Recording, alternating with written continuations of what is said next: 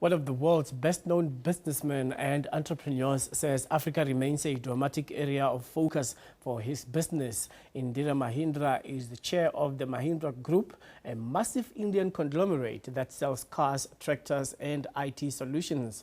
Francis Hurd spoke to him in Davos in Switzerland, where the World Economic Forum is taking place. How are you feeling heading into Davos? India is a great story, but also some problems with debt, I understand. Your competitor, Tata, in the news today announcing quite significant job cuts. How's your group feeling? How are you feeling heading into this World Economic Forum? I've been coming here for a while. India's presence has always been very strong at Davos.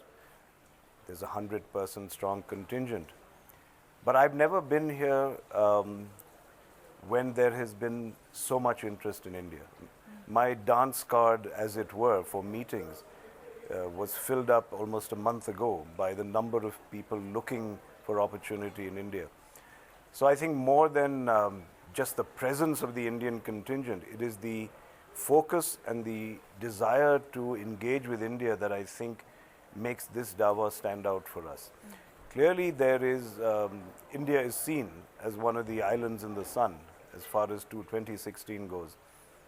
And as you know, the last 2-3 days have been quite turbulent as far as China's market is concerned. There's worry about the slowing growth, and therefore, India and the US, frankly, are probably the only two large economies in the world that are showing promise of growth heading into 2016. I'm very optimistic for India in general. We can talk more about that. As far as the job cuts of Tata that you mentioned, keep in mind that was for their UK steel interests. They're a very far-flung company, as are we. So companies that are present all around the globe will have areas of light and dark. And I presume that Tatas will also share my enthusiasm about their business in India.